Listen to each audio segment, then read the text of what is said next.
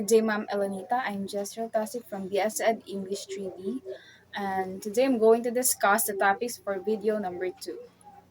So, first topic is new historicism and cultural materialism.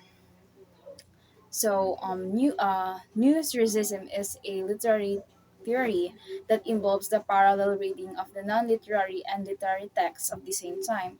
So these non-literary texts are often used to frame the literary works, but both are treated equally. It does not give a priority or privilege to a literary text. This theory is based on the concept that literature should be evaluated and interpreted within the context of the history of the author as well as the critic.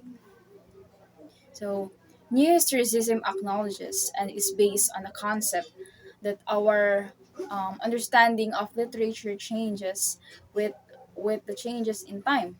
At the same time, New Historicism is considered to be anti-establishment and favors liberal ideas and personal freedoms.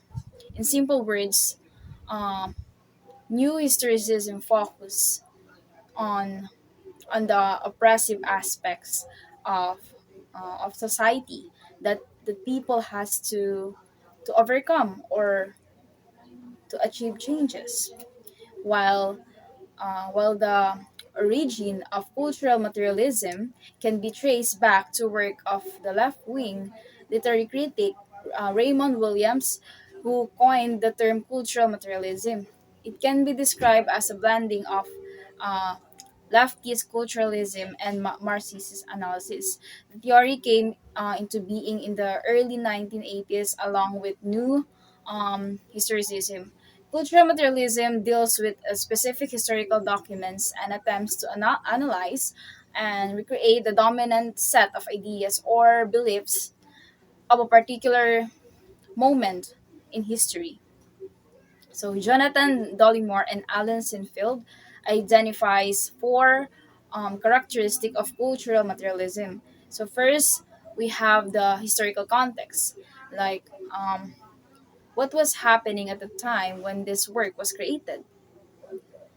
So next, we have number two, we have theoretical method, the incorporation of older theories and models such as structuralism and post-structuralism. Uh, Next, we have close textual analysis. So, building on a theoretical analysis of canonical texts that are identified as prominent cultural icons. And for the last is political commitment. So, incorporating political theories such as feminist and Marxist theory. In simple words, cultural materialism on focuses on how the change is formed or happen. So for the second topic, we have ethnic studies and post-colonial criticism. So ethnic studies, sometimes referred to as minority studies, it has an obvious historical relationship with post-colonial criticism, in that Euro-American imperialism and colonization in the last 4 centuries, whether external empire or internal slavery, has been directed at recognizable ethnic groups like African and African American, the Chinese, the peoples of India, Irish, Latino, Native American, among others. So, ethnic studies concerns itself generally with art and literature produced by identifiable ethnic groups, either marginalized or a subordinate position to dominant culture. While the post colonialism is a broadly study of the effects of colonialism on cultures and societies, it is concerned with both how European nations conquered and controlled third world creatures and how these groups have since responded to and resisted those encroachments.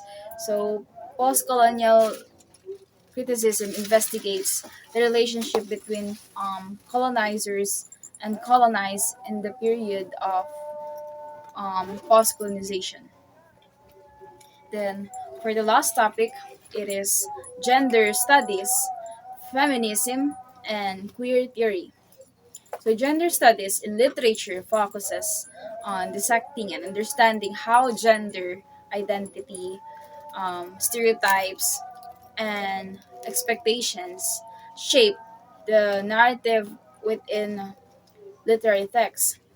This academic field recognizes the gender is not a fixed concept but a social construct, allowing for more nuanced interpretations of literary work. While the feminist theory is an extension of feminism's critique of male power and ideology that interrogates the role of gender in the writing, uh, interpretation, and dissemination of literary texts. Like other growing fields of literary inquiry, feminist theory combines elements of other theoretical models such as psychoanalysis, Marxism, post structuralism, and deconstruction.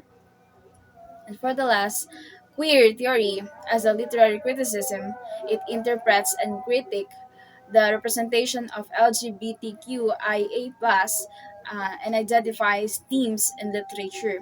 It often challenging, heteronormative perspectives and binary categorization of gender and sexuality. Queer theory as an academic study is considered to have begun in 1990s. So that's all for the topics in video number 2.